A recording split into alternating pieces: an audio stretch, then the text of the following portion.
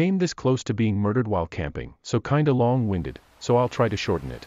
I'm now 25, and at the time I was 16 or 17. My then boyfriend, and two of our other friends decided to go camping in a small patch of woods next to a neighborhood that was being developed, and the small patch of woods was roughly 900 feet across both ways. On the left side, if you were viewing it from the road, was the undeveloped neighborhood, no people living in the houses, they're mainly just wood and no windows/actual walls, and on the right side was about a mile-long driveway that led up to a house a little over a half-mile past the patch of woods. Pretty deserted, so we get our tent, fire pit, chairs, etc., set up, and we're relaxing as it starts to get dark, when we hear extremely loud screaming coming from a woman, maybe 400 to 500 feet away. At first there weren't any words we could make out, but then there was a help, and a no.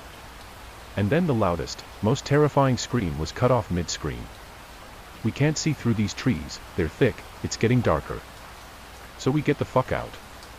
Leave all our stuff behind. As we're walking back to the undeveloped neighborhood where we parked, keep in mind the screaming was coming from over that way of the woods. So we had to go out near the long driveway, to the road, around the tiny bit of woods, into the undeveloped neighborhood where we parked. I'm immediately on the phone with police who are trying to tell me it was just a cat in heat. From where we parked, we were facing the woods. A man comes out, dragging something in heavy sheets/cloth/something, spots us, and starts coming towards our car. The police pulled in right then, the man ran, and as it turned out, he had killed a woman about 400 feet from where we were camping. Don't know if he was ever caught, but let's not meet please. A summer camp gave us nightmares. This story takes place 5 years ago. At that time I was 14 and was a Boy Scout since I was 11. Sorry if it feels weird, but I try to remember it and tell it as best as possible. Thank you for your understanding. Anyways, it was on summer holidays and we are usually 2 weeks in the wild and doing scout stuff. We get to know other scout groups from other parts of the country. It's generally a super good time to meet new people. This time we met with 3 other groups and we'll spend 3 weeks together. For the record, I was with the 2 other guys of my group and we shared the tent together. The days go on and one of my friends has a crush on a girl. One day he invites her to our tent on the evening to have some fun playing cards and tell jokes. She agreed. On that evening she sneaked up to our tent and came with a friend of hers. Now let me introduce you to Mia. Anyways, we had a good time during the night and a couple hours later they both left. During the time at the camp, a good friend of mine, Lisa, had a crush on Mia who was also into her. It was a happy moment for everyone. The days go on and Mia gets a little weird and talks alone to people who aren't in the camp. As the time goes on, rumors say that Mia tried to commit suicide in the forest. A kid saw her trying to strangle herself with her belt.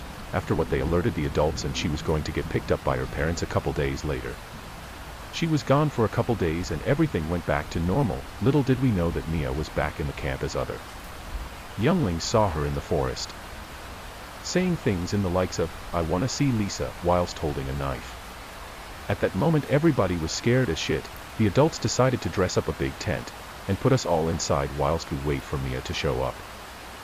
Eventually she showed up, saw us and ran straight towards us with her knife in a hand. It happened so quickly but I still remember it. One of the adults managed to tackle her down and made sure that she wouldn't get up by holding her tight. Another adult made sure to pick her knife and called for the police and the parents. The story is nearly to an end as the police took Mia, followed by her parents, and it was the last time I saw her. Since then I only heard once from her. I heard she was diagnosed with schizophrenia and she's in a clinic with people there to help her. Lisa is still traumatized of these events. One thing that bums her is that her name is one letter apart from Mia's name. People sometimes mispronounce it and it makes her recall these events. Uneasy face. So, Mia, I doubt you'll ever read this. Maybe someone who has lived this will come across this post, but once again I doubt it. So, Mia, let's not meet. Edit. Mia and Lisa are fake names. Edit 2. Mia and Lisa are girls. Why I no longer go camping, and why I really love my dog. To understand my story, you sort of have to know a tiny bit about trespassing laws in our country, in that we don't have any so long as you're respectful and non-destructive. You can walk over any hills you like and in my case, camp on any beach of your choosing so long as once you leave the area is how you found it. I used to love camping when I was little. Our family would go multiple times a year with a large group of my parents' friends and their kids. On average there were maybe 10 of us at a time, which was a bit of logistical challenge since we always headed out to this one really remote beach on the coast. Actually, we weren't the only ones. There are always yachts bobbing just off the shore with people in them and other campers lining up and down the beach. Most of them also had children or teenagers, so it wasn't a wild party scene. It was very much an informal family holiday spot. There was even a small building with toilets and showers installed nearby, even though this was the middle of nowhere. I guess the local council must have figured it out and got sick of people peeing behind bushes. We took a trip up in spring 2011. I'm really bad with time, but I know this because I got my dog in winter 2010, after picking her out that November from the shelter as a birthday gift from me to me, as I paid her adoption fee. Reddit, I know you love dogs and she will be very important to the story later on, so let me tell you a little bit about Parmesan. Parmesan came to me as a 6-month-old puppy who had been rescued from a dog fighting situation. We're not entirely sure what breed she is exactly, but my best guess is a Lurcher/Staffy mix. She is a wonderfully well-tempered dog with people and most dogs, but you absolutely do not threaten her, she'll have you. So by the time of this camping trip I'd had Parmesan for a few months. She'd never come camping with us before, but far as my family are concerned, dogs go on camping trips, so when we all piled into the car she came too. Unusually though, none of the family friends could make it, so it was only me, my sister, my dad and my mum. I didn't mind, I wasn't that attached to the other kids, I'd rather play with my dog and I'd still have my sister. The drive took the best part of 6 hours, and because we'd left a bit later, although I don't remember why we'd left later than normal, we arrived at sunset. Not a good time to be building a tent, but we'd expected to arrive to other campers already set up and the beach illuminated in campfires. The beach was empty. In spite of this, my parents started taking stuff out and trying to build the tent. They asked us to fetch some of the lighter bags from the boot of the car while they sat pointing a flashlight at the sand to see properly. I rolled down the window of the car for Parmesan before getting out. It was pretty hot for that time of year and I wanted her to have air. Always gotta be looking out for my furry little homie, as we're fumbling about in the dark, on a beach, in the middle of nowhere. It's pretty spooky. The one road that led to this beach was circular and had a bridge over the water, meaning you could basically circle around the beach like a big zero shape if you felt like it. I wasn't really paying any attention to the road. I was complaining I was tired, as kids are wont to do, but my mum was, after maybe 15 minutes of my dad trying to nail the tent into the sand. My mum's asking him had he seen that car drive round. It's been a few times. My dad kinda shrugged her off, he's sort of like that. I don't know if he said anything back to her, but after a few more minutes a car pulled up next to ours on the road and someone got out. It was maybe 15 or 20 feet from the cars to where we were, and the light was pretty low, except for the torches.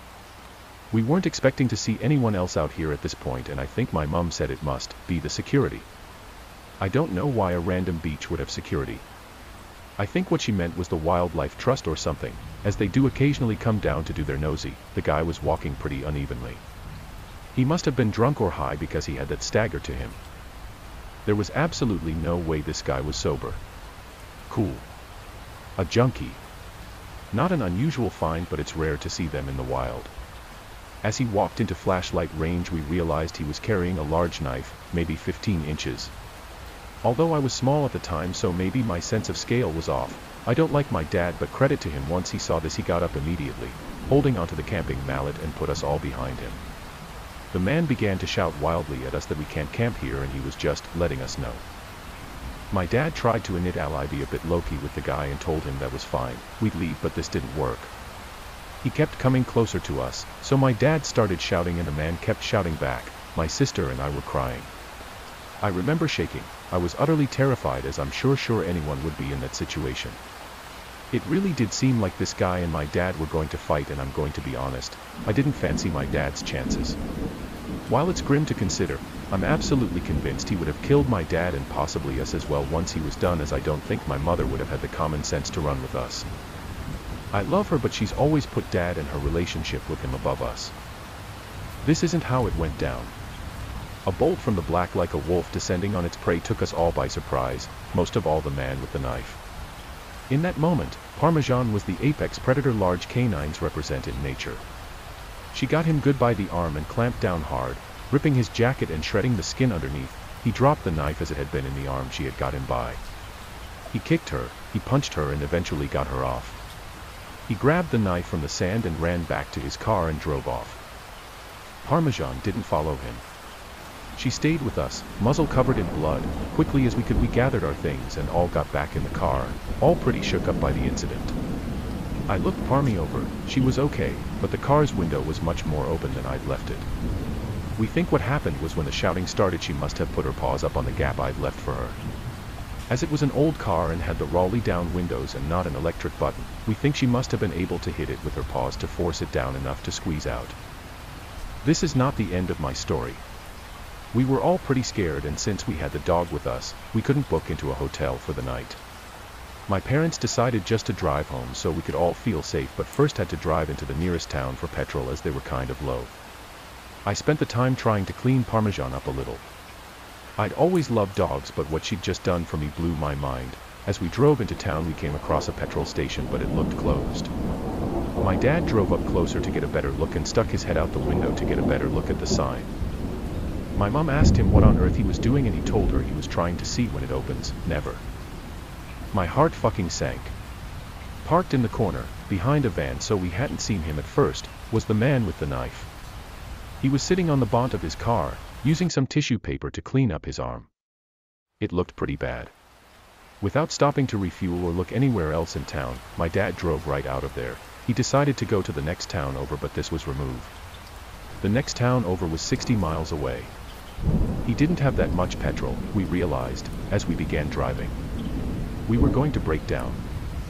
That's fine, Dad said, we had AA cover. They'd come tow us home, or at least to somewhere acceptable for the night. Better than staying in the last town. After driving for maybe 5 minutes, lights flash us from behind. Another car. The same car the man had been driving. It was him, following us.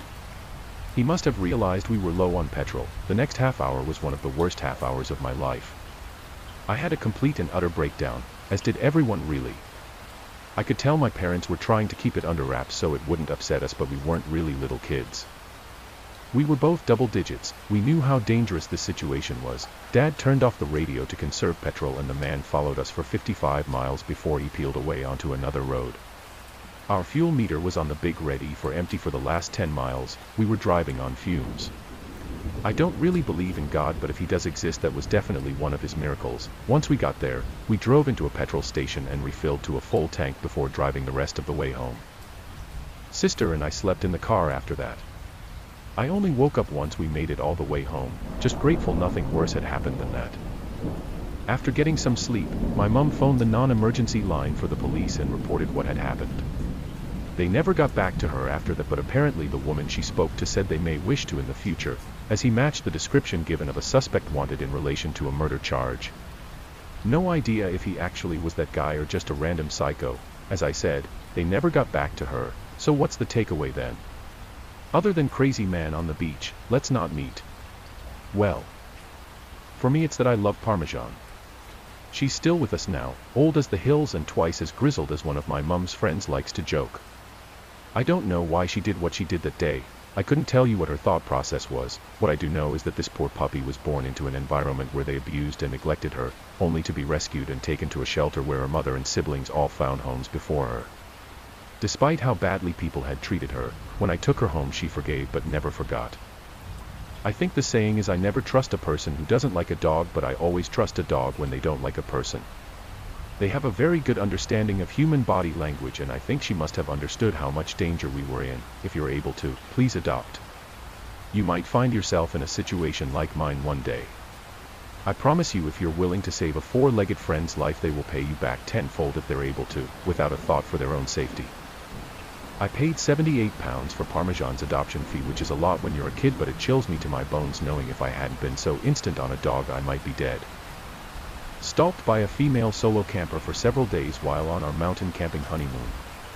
It was the summer of 2016 and I had just married my longtime girlfriend. Over the course of our 12-year relationship we had traveled to the mountains several times in both summer and winter for camping, but also to stay in nice mountain hotels and snowboard the slopes. Naturally, we both agreed this was how we wanted to spend the first few weeks of our marriage. We booked a 20-day stay at a mountainside campground on the other side of the country. We also decided to bring our dogs with us, as they too love being outdoors and we generally bring them camping anyway. After 2 days of road tripping we had arrived, quickly set up and settled in for a good long stay on the mountain. It was beautiful.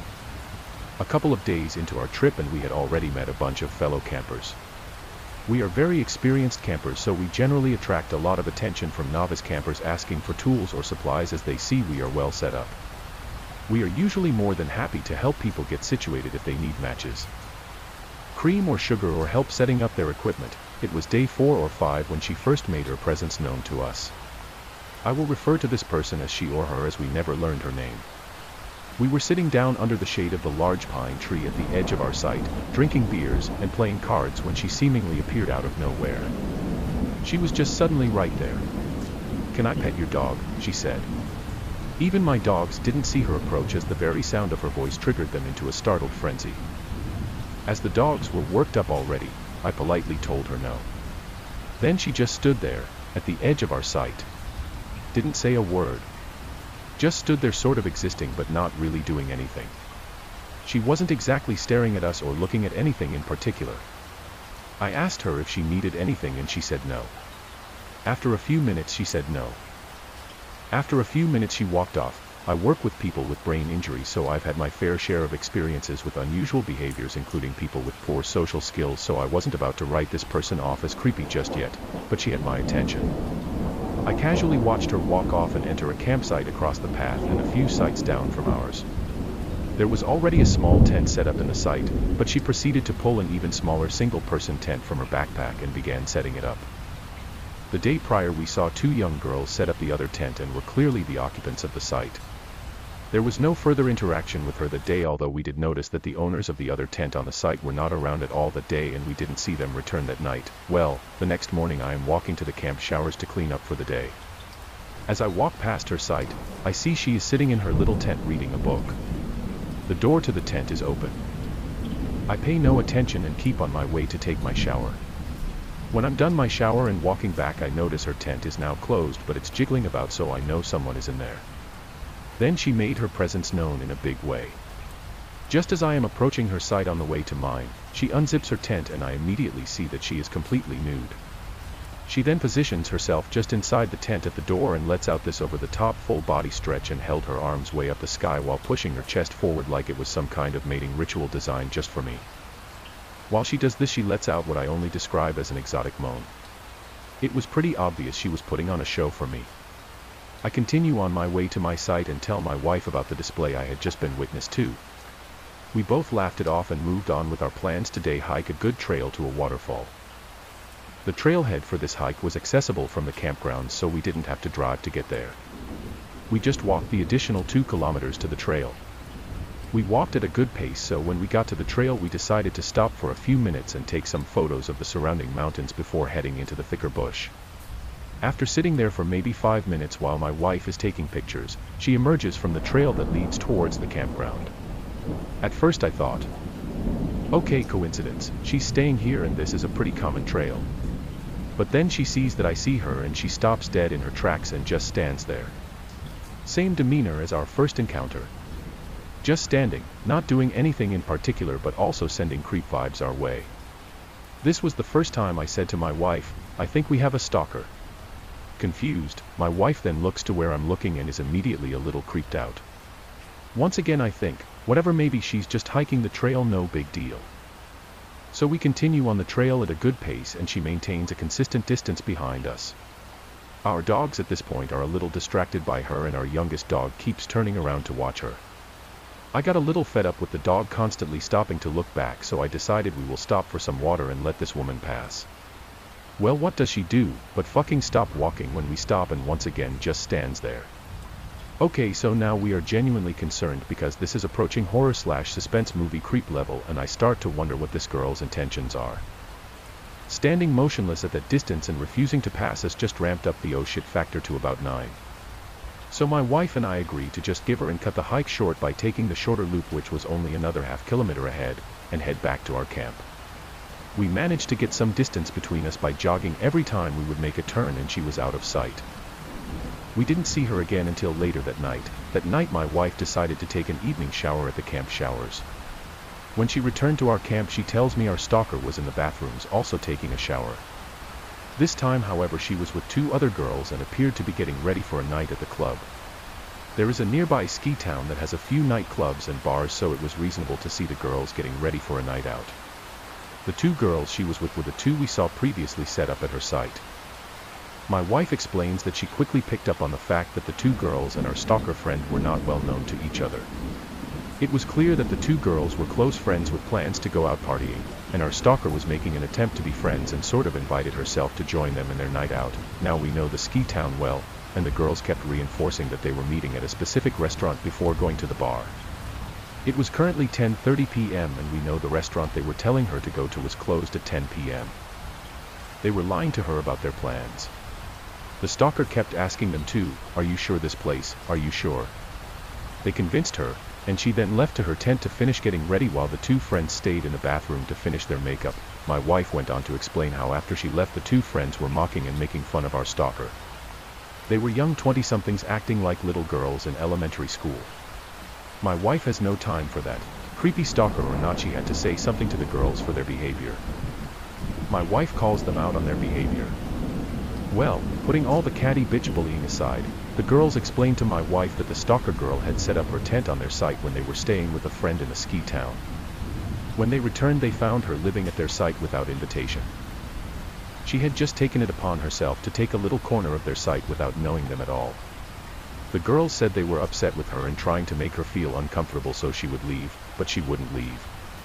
Of course my wife asked them why they didn't just report her to the park warden. The excuse they gave was they were leaving the next day and didn't want to make a huge deal out of it, so whatever happened between them and the fake late dinner plans and clubbing is unknown to us. About 3 a.m. that same night we are all awoken to a blood-curdling scream right outside our camper. At first I was like, holy shit, that must be a wild animal. My wife is trembling, dogs barking, and I am startled but curious. I peel back the window cover to see her, standing motionless on the path outside our trailer.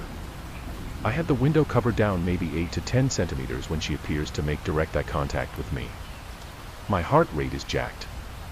What the actual fuck? After gazing in my general direction for what seemed like an eternity, she calmly turns around and walks to her tent. I go make sure our trailer is locked. After a good hour, and a stiff whiskey we manage to get back to sleep, so the next day is a Friday. We have friends from a nearby major city coming up the mountains to spend the weekend with us. We haven't seen them in a while, so we are excited for a couple days together. Well, they are not at our site for 15 minutes, and as they are setting up their tent, she mysteriously appears out of nowhere yet again. Like bam, there she is, but now this time she is actually in our site. I hadn't had a chance to tell our friends about her before she arrived, so they were a little more friendly than I was. She asks me once again if she can pet my dog, who during all of this is barking at her. I think I said something like, she isn't being very friendly towards you right now, so I would prefer if you didn't. She didn't pet my dog, but she also just stood there staring at me like she was considering how she would dismember my limbs. She then notices our friend's tent brand as he is still setting it up and comments on how it's the same model as hers, although a larger sleeping capacity. My buddy has picked up on the creep vibes and my general displeasure with her presence, so just gives her the, "Oh, you cool," and keeps setting it up. Well, she starts grabbing at the tent pegs and picks up the hammer and says she will help him set it up cause she has experience with it. My buddy declines and asks for his tools back. Cue the fucking psychopath stare down, but this time she has a hammer in hand, adding to the oh shit factor. She literally just drops everything right there and runs off.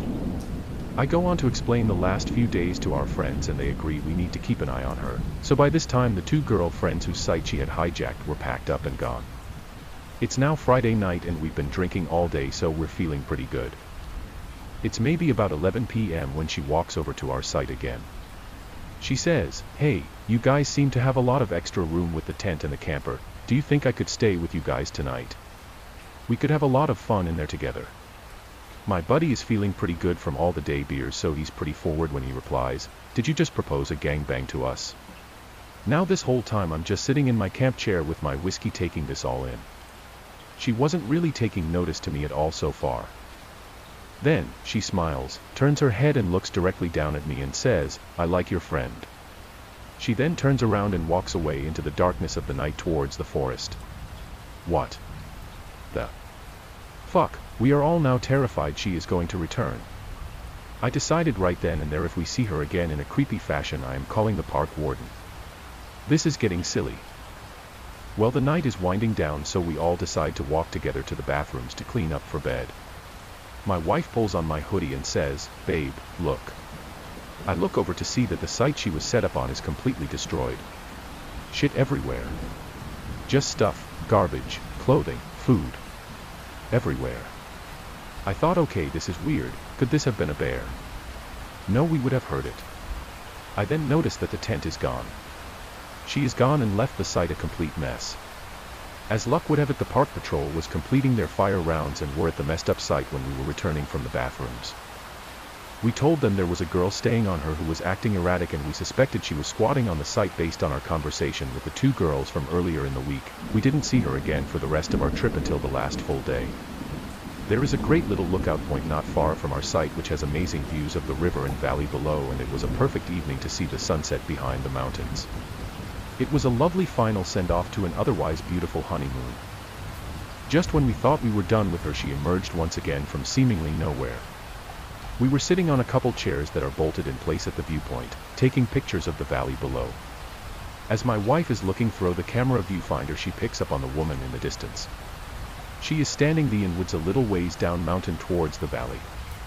Watching us, as her final act, she walked up the mountainside, and sat right beside us on a boulder that was beside the chairs.